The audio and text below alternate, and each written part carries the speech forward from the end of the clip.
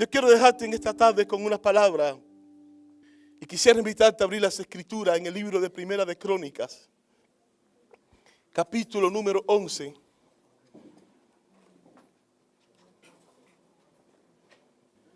Primera de Crónicas, capítulo número 11, versículo del 12 al versículo número 14.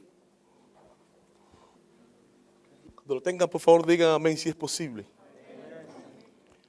Primera de Crónicas, capítulo 11, versículo del 12 al verso número 14, dice las escrituras. Tras de este estaba Eleazar, hijo de Dodo, Ahohita, el cual era de los 3 valientes. Este estuvo con David en Pasdamín, estando allí junto en batalla a los filisteos. Y había allí una parcela de tierra llena de cebada, y huyendo el pueblo delante de los filisteos, se pusieron ellos en medio de la parcela y la defendieron y vencieron a los filisteos, porque Jehová los favoreció con una gran victoria, dice la palabra del Señor. Yo quiero titular en esta tarde el mensaje que quiero compartirte, quiero titularlo en esta tarde: plántale cara al enemigo. Y si quiere le puede decir al hermano que está a tu lado en esta tarde: es tiempo de plantarle cara al enemigo. Lo primero que te voy a decir es que la pasividad no lleva a la iglesia a ningún lugar. La pasividad mata los sueños, la pasividad mata las ilusiones. Y cuando Dios siempre soñó en un pueblo, Dios siempre soñó en un pueblo, en una nación, sobre todas las cosas de guerrero. Y cuando mira a la nación de Israel, te vas a dar cuenta que la nación de Israel es una nación ciertamente de guerrero. Ahora, la palabra del Señor en esta porción de las escrituras que hemos leído, las escrituras nos está diciendo sobre todas las cosas de que el pueblo de Israel huyó delante de los filisteos. Pero lo precioso del caso es que esta no era la primera ocasión donde el pueblo de Israel huía delante de los filisteos. En Primera de Samuel, capítulo número 4, hay una historia muy conocida por cada uno de nosotros. Se estaba enfrentando el pueblo de Israel con los filisteos. Hubo un momento donde la batalla comenzó a trabarse. Y cuando la batalla comenzó a ponerse recia en medio del ardor, del fuego, en medio de aquel ambiente, algo aconteció aquel día. El pueblo de Israel mandó a buscar el arca de pacto, creyendo de que el arca de pacto le iba a dar la victoria. Llega el arca de pacto, los filisteos aquel día pues gritaron, tuvieron temor por lo que sabía que iba a acontecer. Pero ninguna de las cosas salieron ciertamente como el pueblo de Israel pensaba que iba a salir. Aquel día hubo gran mortandad en medio del pueblo de Israel. Aquel día murieron alrededor de 30,000 personas, murieron. Pero no solo murieron 30,000 personas, sino que también murió los hijos del sacerdote Elí. Murió Fine, murió Orni también, murió la esposa de uno de ellos. Y por cierto también dice las escrituras que cuando llegó esta noticia a boca del sacerdote, dice que el sacerdote Elí también tuvo la oportunidad de morir. Y las palabras de Elí fueron que traspasada había sido la gloria del Dios de Israel. Ahora, también en Primera de Crónicas, capítulo 10, versículo del 6 al 7, las escrituras nos dice: así murió Saúl y sus 3 hijos, y toda su casa murió juntamente con él. Y viendo todos los de Israel que habitaban en el valle, que había huido, y que Saúl y sus hijos eran muertos, dice, dejaron sus ciudades y huyeron, y vinieron los filisteos, dice, y habitaron en ella. Cuando miras la palabra del Señor, te vas a dar cuenta que Dios permitió ciertamente que el reino, en este caso, de Saúl fuera derrotado. Pero no solo que el reino de Saúl fuera derrotado, sino que el reino fuera derrotado y en este caso el reino fuera entregado a David. Versículo número 13 de Primera de Crónicas, capítulo número 10, dice las escrituras: así murió Saúl por su rebelión, con que prevaricó contra Jehová, contra la palabra de Jehová, la cual dice no guardó, dice, y porque consultó a una divina. Versículo 14 dice: y no consultó a Jehová, por esta causa lo mató y traspasó el reino a David, hijo de Isaí. Cuando miras las escrituras, te vas a dar cuenta que en cada uno de estos pasajes hay un punto en común, y sobre todas las cosas es la rebelión. Y es que siempre la rebelión y la desobediencia siempre lleva al pueblo del Señor a la derrota. Comenzaba hablando sobre todas las cosas del capítulo número 4 del libro de Primera de Samuel, cuando los filisteos echaron mano del arca. El pueblo de Israel pensaba que Dios le iba a dar victoria aquel día, pero quiero decirte de que aquel día Dios no honró al pueblo de Israel por la condición en la cual estaba el pueblo de Israel caminando en medio de aquellos días. Pero en el capítulo número 5, cuando los filisteos toman el arca y llevan el arca allí a la casa del dios Dagón, algo aconteció aquel día. Porque Dios no es Dios que necesita de que nadie tenga la oportunidad de defenderle, sino que aquel día dice la palabra de que el dios Dagón dice que cayó delante de la presencia del Dios de los cielos. Dios solo se defiende. Sin embargo, Dios no defendió al pueblo de Israel porque el pueblo de Israel no estaba caminando de la mejor manera. Luego hablábamos acerca de Saúl, cómo Dios traspasa el reino, en este caso a la vida, cómo Dios le quita el reino, en este caso a Saúl, y Dios le da el reino ahora sobre todas las cosas a David. Y ya hablando acerca de la persona de David, en este pasaje que nosotros hemos tenido la oportunidad de leer, ahora la Biblia nos está diciendo, tras de este estaba Eleazar, hijo de Dodo, Ahohita, el cual era de los 3 valientes, dice la palabra del Señor. Ahora las Escrituras nos está presentando a David en batalla, pero nos está presentando a David en batalla contra los filisteos, y también nos está presentando a un hombre que dice las Escrituras que se llamaba Eleazar, dice la palabra del Señor. Pero cuando tú miras la palabra, tú te preguntas y tú dices, ¿quién era este Eleazar según la palabra del Señor? Según Primera de Crónicas, capítulo número 22, versículo número 2, las Escrituras nos está diciendo que cuando David, el día que David cogió y huyó, y David estaba metido allí en la cueva de Adulán, dice las Escrituras que a David se le unieron a aquel día las gentes que estaban afligidas, las gentes que estaban endeudadas, las gentes que estaban amargadas de espíritu, se le unieron aquel día, en este caso, a la persona de David. Y yo cuando miro las gentes que se le unieron a David, yo digo, ¿podrá salir algo bueno de esta gente? ¿Podrá salir algo bueno de este ejército de hombres que no tenían esperanza, de hombres que estaban hundidos en la miseria hasta lo último? Pero fueron hombres sobre todas las cosas que se unieron al rey, que Dios había tenido la oportunidad sobre todas las cosas de elegir, si podemos decir, en esta hora. Ahora quiero que puedas notar algo sobre todas las cosas, y es de que esta gente, estando en esta condición, algo aconteció. Y es que de esta gente que no servían para nada, que fue lo que Dios tuvo la oportunidad de hacer, Dios hizo de ellos el ejército de los valientes de David. Estando con el rey, ya no serían conocidos como antes eran conocidos. Ya no serían conocidos como los afligidos. Ya no serían conocidos como los miserables. Ya no serían conocidos como aquellas gentes que estaban endeudadas, sino que fueron gentes que supieron aprovechar las oportunidades que en este caso tenían ahora delante de sus ojos. Y muchas veces, iglesia del Señor, nosotros como iglesia no sabemos aprovechar las oportunidades que el Dios de los cielos tiene la oportunidad de darnos a cada uno de nosotros. Esta gente sí habían estado en esa condición, pero ¿qué decidieron? Decidieron creer en un hombre, decidieron creer en alguien que Dios había elegido para que fuera cambiada sobre todas las cosas la historia del pueblo de Israel. Ahora, hay un punto, y creo que es un punto de suma importancia en esta hora, y era cómo se veían esta gente que estaban endeudados, esta gente que tenían determinado pasado. Esta gente no se veían ahora como la gente desamparada, sino que esta gente se veían ahora como los soldados del rey. Los soldados que se equipaban en este caso, ¿para qué? Para ir a la guerra, plantarle cara al enemigo. Y quiero decirte algo en esta hora. Esto me habla acerca de identidad.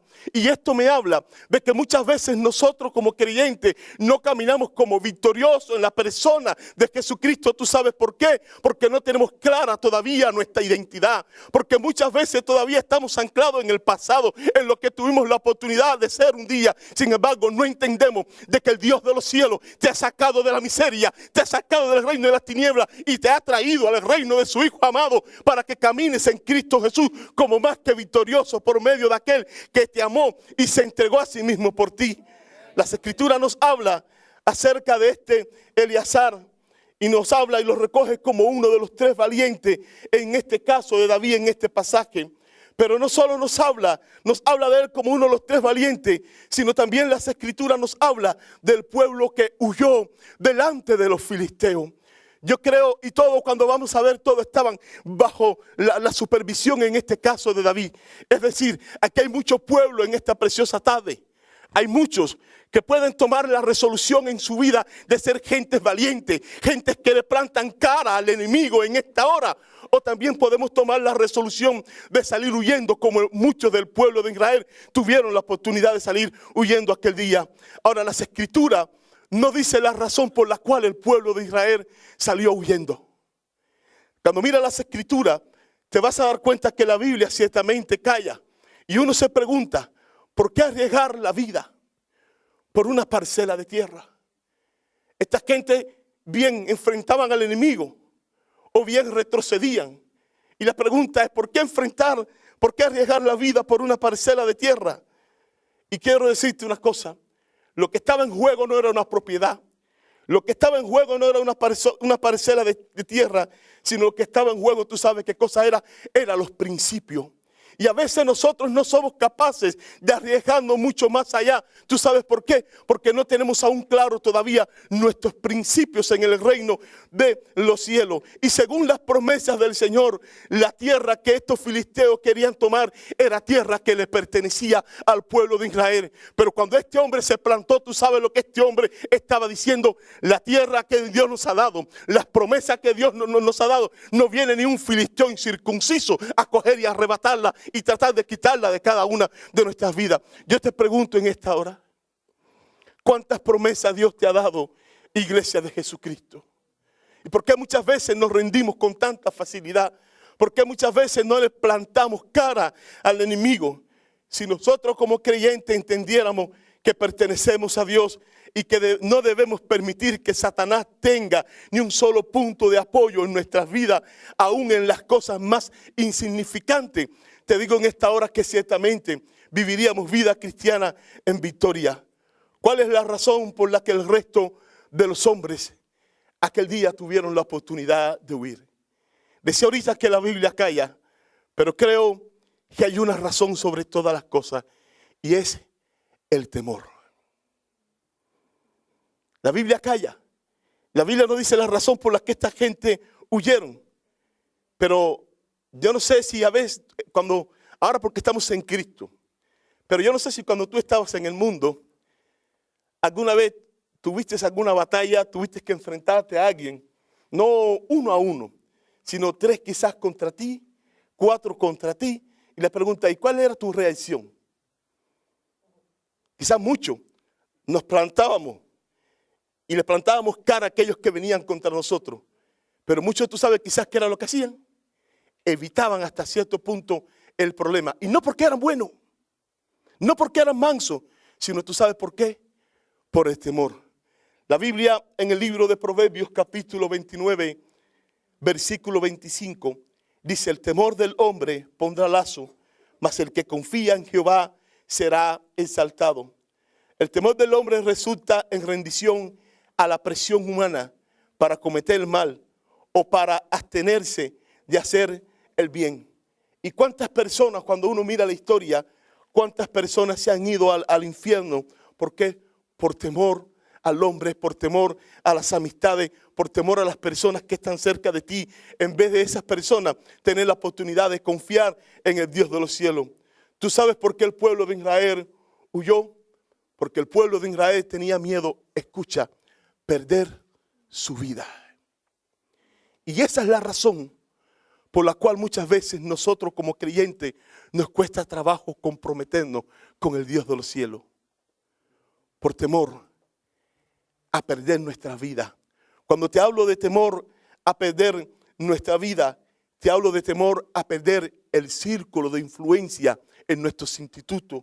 Te hablo de temor a perder no solo el círculo de influencia de gente que están a nuestro alrededor, sino temor a perder también una relación que hemos tenido que no tiene nada que ver con las palabras del Señor, una relación mundana. Por eso muchas veces no nos comprometemos mucho más con el Señor. Cuando te hablo de temor, te hablo, tú sabes, ¿de qué? De que nos cuesta trabajo decir, Señor, lo más importante para mí eres tú. Señor, si tengo que morir aquí, Señor, yo quiero morir, Señor. Pero el temor, Señor, la presión del grupo, Señor, a mí no me va a mover.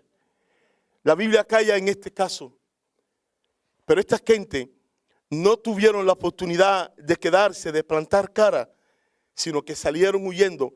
Y la única razón que veo hasta cierto punto es que esta gente, por temor, cogieron y salieron huyendo. Ahora, sin embargo, este hombre llamado Eleazar no salió huyendo, sino que cogió y le plantó cara, en este caso, a los enemigos. Ahora, y tú preguntas y dices, ¿por qué este hombre coger y plantarle cara al enemigo? Yo creo que había ocurrido algo, y era que la gratitud al rey, la gratitud de aquel que les recibió cuando nadie les recibía. La gratitud aquel de cuando estaba endeudado, cuando no tenía posesiones, de aquel cuando estaba atribulado en el espíritu. El rey les recibió y el rey no le preguntó ni aún ni cómo venía, sino que el rey lo tomó y lo arropó en gratitud a eso, que fue lo que este hombre dijo. Dice, yo me quedo y peleo junto a mi rey. Escucha, iglesia de Jesucristo. ¿De dónde Dios te ha sacado? Cuando nosotros miramos de dónde Dios nos ha sacado, cuando nosotros miramos nuestro pasado, cuando nosotros entendemos realmente quiénes éramos antes y cómo por medio de la gracia del Dios de los cielos, Dios nos ha traído a su camino para hacernos verdaderamente lo que hoy somos, hijos del Dios de los cielos.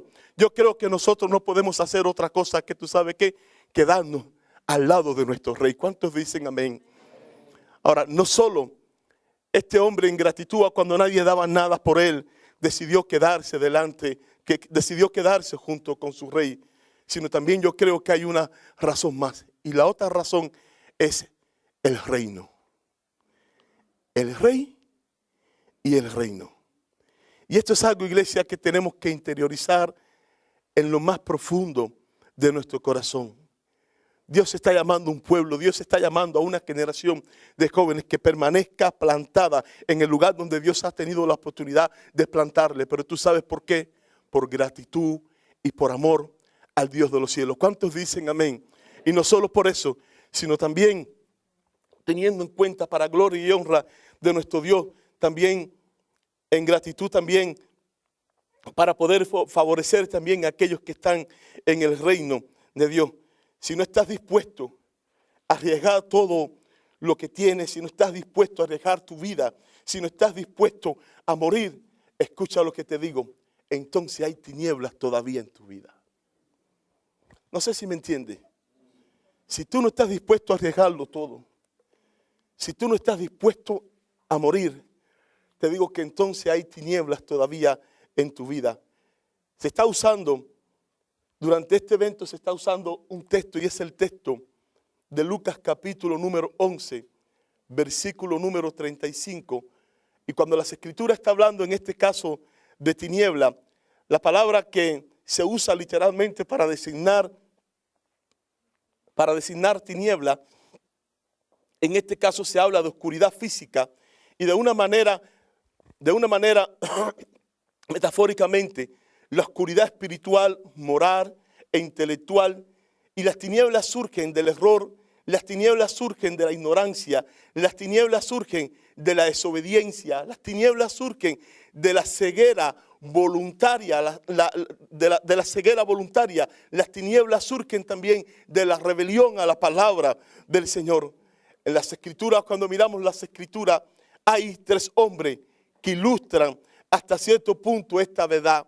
Cuando te hablo que hay tres hombres que ilustran hasta cierto punto esta verdad, te hablo de tres hombres que comenzaron con luz y acabaron ciertamente en oscuridad. ¿Tú sabes por qué?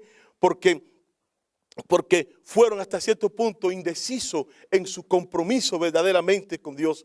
Y uno de estos hombres es Sansón, cuyo nombre significa soleado. Sin embargo, cuando miramos la palabra del Señor, vemos que este hombre acabó como un esclavo ciego, metido allí en los calabozos, prácticamente en lo más profundo, dándole vueltas ciertamente a un molino. Y tú sabes por qué solamente, porque no tuvo la oportunidad de traer a orden los deseos ciertamente de su carne. Hay otro hombre que las Escrituras también nos habla, donde se ve ciertamente este principio, y es el caso también de Lot. Lot, quien comenzó ciertamente como un peregrino con su tío, en este caso Abraham. Sin embargo, acabó borracho en una cueva cometiendo hasta cierto punto pecado de incesto. ¿Y tú sabes por qué? Porque no rindió los deseos de sus ojos. Y otro hombre que toco en esta hora es la vida de Saúl, quien la mencioné anteriormente. Un hombre que había sido elegido, un hombre que había estado reinando. Un hombre que comenzó su reino con humildad, pero por la arrogancia de su corazón, que fue lo que hizo, y por la desobediencia, terminó su vida donde visitando a una bruja en una cueva, y él atentando ciertamente contra su propia vida. Escúchame lo que te digo ahora. En cualquiera de nuestra vida puede existir tiniebla y puede existir también luz. Pero tú sabes dónde está el punto. En que muchas veces nosotros no le damos un espacio a Dios para que Dios separe las tinieblas ciertamente de la luz. El punto está donde muchas veces nosotros poco a poco vamos escuchando palabra y palabra y palabra, y el corazón poco a poco se va cauterizando y se pierde la sensibilidad a la palabra de Dios, y comenzamos en luz, pero ¿cómo terminamos luego? Terminamos en tiniebla. Iglesia del Señor, joven que Dios ha llamado a este precioso lugar para tener un encuentro precioso con el Dios de los cielos. Dios quiere separar lo que es las tinieblas de la luz en tu vida y también en mi vida. Tú puedes ser controlado por la luz o puedes ser controlado por la oscuridad. Pero te digo, en esta preciosa tarde, Dios te está llamando para que pelees, para que le plantes cara al enemigo y no te quedes sobre todas las cosas en el punto donde hoy tú tienes la oportunidad de estar. Eliezer tomó la espada, dice la palabra, que aquel hombre dice que tomó la espada y dice que comenzó a defender, dice que todo aquel campo de lentejas, dice que aquel hombre comenzó a defenderlo. Pero lo precioso del caso es que dice las Escrituras que la espada se le quedó pegada en las manos a este hombre. Yo recuerdo hace, no sé, quizás 10 años, en una de las construcciones de los templos, el templo principal de la iglesia, de la obra donde vengo, en Cuba, el cual la pastorea el pastor Emilio, la construcción, la obra aquí, allá no es como aquí. Aquí aparecen grúas, aquí aparecen de todo y se trabaja lo menos posible. Ahora, ese tiempo atrás quizás se hacía de otra manera. Pero recuerdo que allá había que hacer una placa, no recuerdo la inmensidad de lo grande que es aquello. Y recuerdo que se comenzó bien temprano a las 6 de la mañana, con carro, con guataca, ¿no? ¿Cómo le llaman aquí a lo que usa Fernando para mover la? No, la megonera no. Ajá. Tipo la chapulina, tipo la chapulina. Y era así, se comenzó a hacer, venga carro viene y carro va. Mira, y llegó un momento, 12 de la noche, y aquello no avanzaba de lo grande que era aquello. Tuvimos que mandar a buscar mucho más gente para hacer grupo y relevando, en este caso, cada grupo. Pero yo recuerdo que aquel día comencé desde muy temprano, y recuerdo que cuando tomaba el carro en las manos las tenía dormidas y me costaba trabajo, ciertamente, ¿tú sabes qué? Abrir las manos. Era tanta la presión de lo que había estado viviendo que era algo que me costaba. Y mientras yo miraba este pasaje, Dios me ministraba acerca de algo. Y es que este hombre cogió la espada y la espada se quedó pegada en las manos de este hombre. Pero ¿tú sabes por qué? Porque lo que tú abraces, a lo que tú le dediques pasión, es lo que se va a quedar impregnado en lo más profundo de tu corazón. Escucha, si le dedicas pasión a la palabra, esa palabra quedará presa en lo más profundo de tu corazón. No sé cuántos dicen amén. Si le dedicas pasión a la telenovela, ¿qué va a pasar? ¿Qué va a pasar? No, el que ve novela, novela. Y al que novela, se lo lleva al diablo. Es así de sencillo. ¿Me estás entendiendo, no? Entonces todo depende de lo que tú le dediques pasión. Pero a veces no tenemos pasión por la palabra. A veces no tenemos pasión hasta cierto punto por apartar un día de ayuno y poder descansar en la presencia del Señor. Sin embargo, ¿qué es lo que viene pasando? Si atesoramos, si abrazamos pero tantas cosas que te roban la fuerza y es lo que no te deja caminar ciertamente como un guerrero en victoria. La espada representa la palabra de Dios. El libro de Efesios, capítulo 6. El libro de Efesios, capítulo 6, versículo 17, dice las Escrituras: tomad el yelmo de la salvación y la espada del Espíritu, dice las Escrituras, que es la palabra de Dios. Eleazar venció con la espada y no venció por su habilidad. ¿Tú sabes por qué venció? Porque el Dios de los cielos le ayudó. Pero él tuvo que hacer algo y fue tomar la espada. Sin embargo, el resto de la tropa del pueblo de Israel, ¿qué fue lo que hizo? Huyó, ni siquiera lo intentó. Yo quiero ser de aquellos que lo intentan. Las Escrituras callan, las Escrituras no dicen nada, pero yo me preguntaba y decía, Señor, ¿y no le habrán dado ni un rasguño a este hombre? Señor, ¿no le habrán herido ni un dedo a este hombre? No sé. Pero sí quiero decirte que este hombre se plantó y aquel día Dios le dio la victoria a este hombre. Pero ¿qué era lo que agarró fuertemente en su mano? La espada. Iglesia, yo creo que si algo necesitamos en los días que estamos viviendo es regresar a la palabra del Señor. Estuve en el taller que estuvo compartiendo la hermana Laura y se hablaba mucho de cómo tener la oportunidad de renovar la mente. Pero la mente no es renovada, ¿tú sabes cómo? Si no es con la palabra del Señor. La mente no es renovada si nosotros no le damos la oportunidad al Espíritu del Señor de que cambie por completo nuestras vidas. Y donde antes nosotros veíamos derrota, antes nos veíamos como un fracasado, hoy a la luz de la palabra del Señor nosotros podamos vernos como el ejército de la persona de Jesucristo, el ejército del Rey de Reyes y Señor de Señores. Hay una herramienta que quiero dejarte en esta tarde, que sé que si la tomas en serio, sé que es una herramienta que te puede dar la victoria y a mí, y no solo a mí, a muchos de nosotros, a los antiguos y a todos los que vengan, generaciones tras generaciones, sé que esta herramienta funciona. Apocalipsis capítulo 12, versículo número 11, dice las Escrituras: y ellos le han vencido por medio de la sangre del Cordero y de la palabra del testimonio de ellos, dice las Escrituras, y menospreciaron sus vidas, dice las Escrituras, hasta la muerte. ¿Cuánto queremos ser más que victoriosos en la persona de Cristo Jesús? Dice las Escrituras que ellos le han vencido. Pero ¿cómo dice la palabra? ¿Por medio de qué?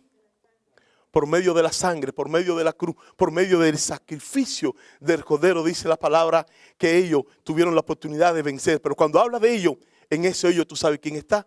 Estás tú y estoy yo. Cuando yo interiorizo y yo creo ciertamente lo que es capaz de hacer la sangre de Jesucristo por tu vida y por mi vida, ¿quieres que te diga una cosa?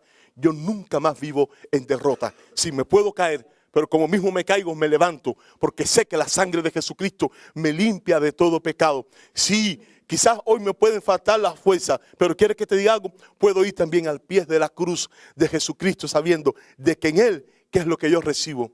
Recibo vida y vida en abundancia. Ellos le han vencido por medio de la sangre del Cordero y por el testimonio de la palabra. Hay algo que nosotros necesitamos. Y es lo que muchas veces limita, en este caso, a los jóvenes. ¿Y tú sabes qué cosa es? Declarar más con tus labios quién tú eres en el lugar donde tú estás.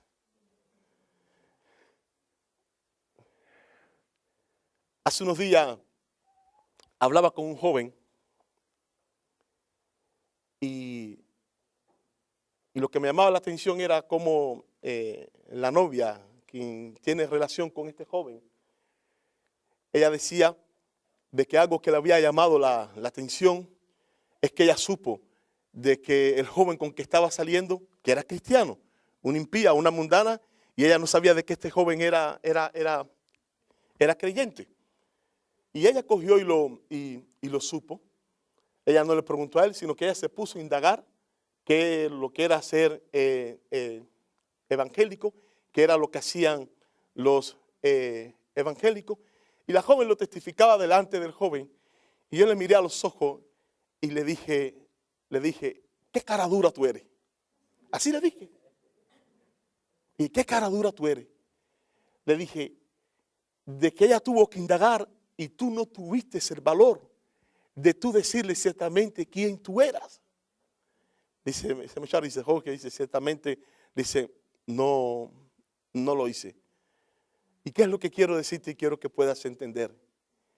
Y es que si nosotros declaramos no solo de palabra, sino con nuestra vida, con nuestra conducta, ciertamente quiénes somos nosotros, escucha lo que te digo. Aún el diablo se mediría un poquitico más contigo.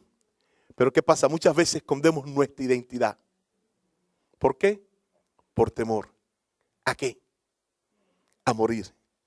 Por temor a perder lo que muchas veces más nosotros amamos. Declara la palabra, iglesia del Señor, a los cuatro vientos.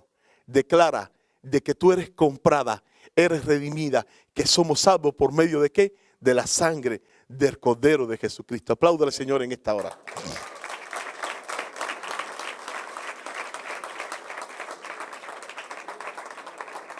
Ahora, esta gente menospreciaron su vida hasta la muerte. Con otras palabras, no amaban sus vidas. ¿Tú sabes por qué? Porque había un amor mayor en lo más profundo de su interior que su propia vida. Y a veces nosotros nos amamos demasiado. Y el amarnos demasiado es lo que nos cuesta poder rendir nuestra vida al pie de la persona de Jesucristo. Es tiempo, iglesia, que cuando salgas en esta tarde de este lugar, salgas con una convicción, salgas con una proyección, salgas firme sobre todas las cosas, creyendo y entendiendo algo. Y es que es tiempo de plantarle cara al enemigo. Te dejo la pelota en esta tarde en tu terreno. Tú puedes ser como los israelitas que salieron huyendo. O tú puedes ser como aquel joven que la espada se le quedó en la mano en gratitud a quién, al rey, y en gratitud hacia al reino sobre todas las cosas. Si piensas de dónde Dios te sacó, lo que Dios ha hecho contigo hasta este día, la pregunta es, ¿qué puedes hacer? Que pelear y ponerte del lado del Dios de los cielos. Yo quiero pelear y quiero ponerme del lado del Dios de los cielos. Debilidades tengo. Caigo, sí, como también caes tú. Yo soy de los que digo, me gusta a veces identificarme. Digo, mira, ninguno de los pastores son perfectos, para que tú lo sepas. Se los digo así, ninguno. Aquí no hay perfecto. Ahora, ¿dónde está el secreto? En que no nos rendimos. Y cada vez que quizás pues nos estamos pues tambaleando un poquito, vamos al pie de la cruz. Y lo mismo, y si Dios nos ha sostenido hasta ahora, lo otro, ninguno de ellos empezaron así con esa edad. Todos comenzaron como bien jovencitos. ¿Y hasta dónde han llegado? ¿Cuál es el secreto? Pregúntenle a ellos. Menospreciaron su vida y no tuvieron temor morir para la gloria y la honra de Jesucristo. Si mueres con Cristo, vivirás entonces con Él. Y termino con esto, como dice Johnny. Dios honra